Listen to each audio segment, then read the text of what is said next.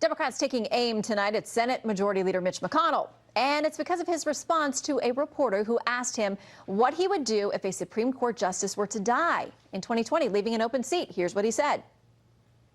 We'd fill it.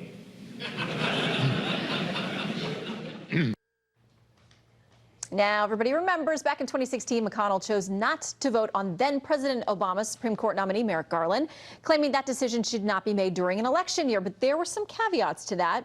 Still, Senate Minority Leader Chuck Schumer is calling McConnell a hypocrite, and he's far from alone. Joining me now to debate, senior fellow at the Center for American Progress, Ian Millhiser, and constitutional attorney Robert Barnes. Gentlemen, welcome to you both. Glad to be here.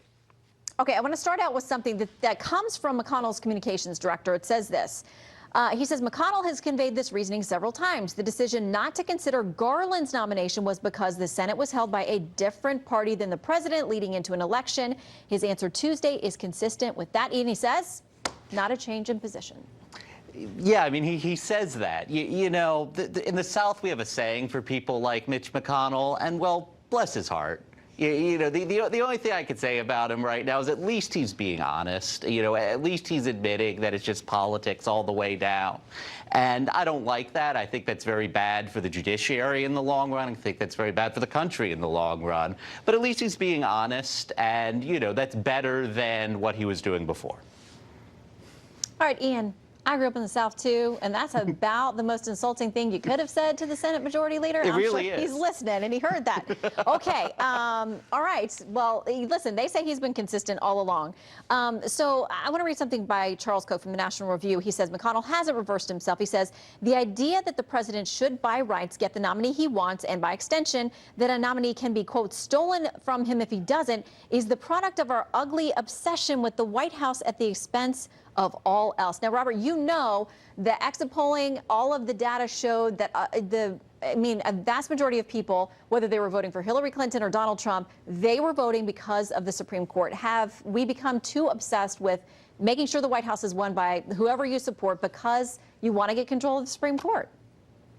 Well, the culture wars sort of ultimately shape what happens with the Supreme Court, and that matters in our politics. And here, McConnell's position is entirely consistent with the person who invented this position, which was Senator Joe Biden in 1992. Biden said that when there's a split between the Senate and the White House in an presidential election year, let's give the voters a choice and decide whether or not that nominee goes forward in the following year. When there's not a split, neither party, neither Biden nor McConnell, neither Democrats nor Republicans, have recommended waiting for an election. That election already happened in 2018.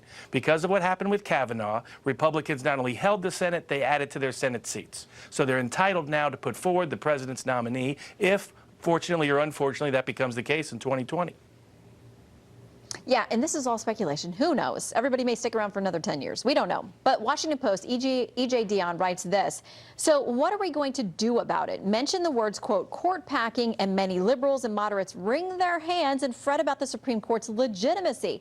But the court's legitimacy, he says, is already shot to hell. I want to get you, Ian and Robert, both to weigh on this. Ian, first, you, because there are a growing number of candidates out there in the 2020 field who are saying, yeah, let's just pack the court. If I'm president, that's what we'll do.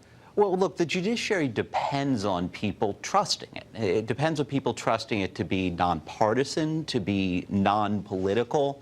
And we have to find a way out of this trap. I mean, I don't think that Mitch McConnell is going to be inclined to listen to me here. You know, I'm not naive about that. But if we don't find a way... Well, not if you said bless your heart. Not, you know, I mean, I've been mean to him tonight. But if we don't find a way to depoliticize the judiciary, what's going to happen is people are going to lose faith in the courts themselves. And that doesn't end well for anyone. You know, it doesn't end well for the people who control the courts, because then people just stop listening to them. All right, Robert, final word to you. Sure. The left has already politicized our judiciary in the country. So putting on conservative justices is just trying to depoliticize the judicial system that the left has chosen to politicize. So I think it's a fair issue for 2020. It's fair because of the outcome of 2016 and 2018 for the president to put up who he wants. It's unfortunate that the judiciary has been politicized, but the source of that is the left, not the right, the Democrats, not the Republicans, ever since Justice Bork's nomination. Well, none of the justices signaling they're going anywhere anytime soon. In fact, many of them have gone public to say, I'm not going anywhere, because they want to make that very clear. In the meantime, Ian and Robert, thank you both very much. Thank you. Thank you, ma'am.